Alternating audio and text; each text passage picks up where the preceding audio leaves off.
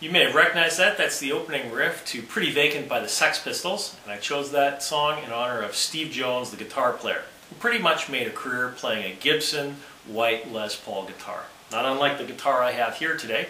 This is from Gibson's lower end product line, Epiphone family, and this is a Les Paul Studio in Arctic White. And I think this is a heck of a good guitar for around $300. It's a fraction of the price of a Les Paul, and it's got a great construction and a great tone. So let's take a look at it. First thing I like to do is let's hear how it sounds unamplified. You may have to strain your ears a little bit to hear this.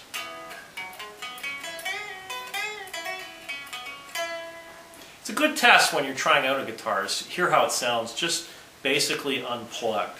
And what I find is this guitar has a very rich tone, quite warm. It's owing to the fact that you've got a nice hefty mahogany body and a mahogany neck.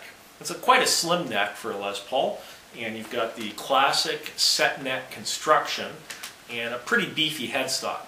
The whole package put together gives you a nice warm tone and a great sustain. So it's an ideal guitar for blues, for rock, and for punk, as we heard. Let's hear how that sounds with just a little bit of amplification. I've got the pickup in the lead or the bridge position.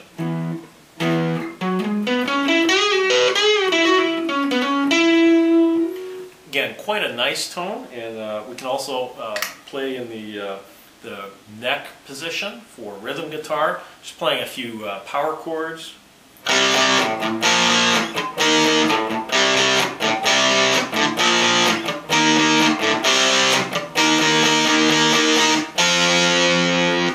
Again, you can see why Steve Jones liked this guitar. You know, there's really a lot to like out of this. And even though it's made out of mahogany, it's actually a little bit lighter than the average Les Paul. Weighs about 7.5 pounds. And this is a Les Paul Studio, and so it doesn't quite have all the frills as a standard Les Paul. You can see it's pretty basic dot inlays rather than the fancier trapezoidal inlays.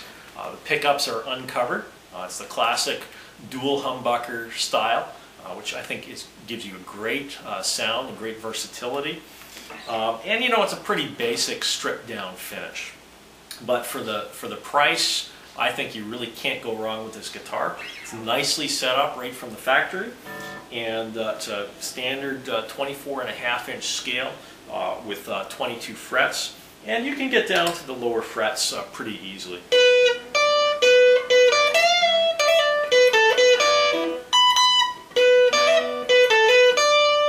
You're going to have to reach for the 22nd fret because of the set neck, the way that's created, but you can do it.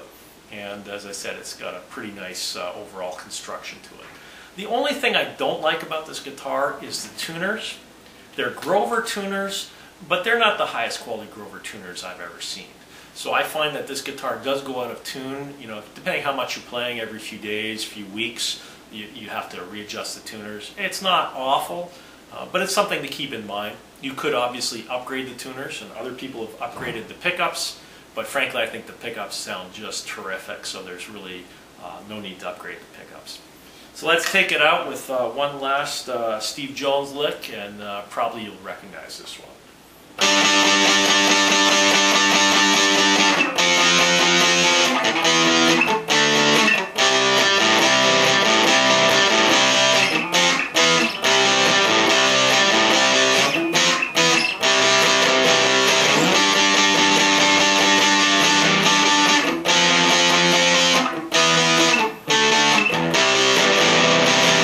For more information, check out www.guitarvibe.com.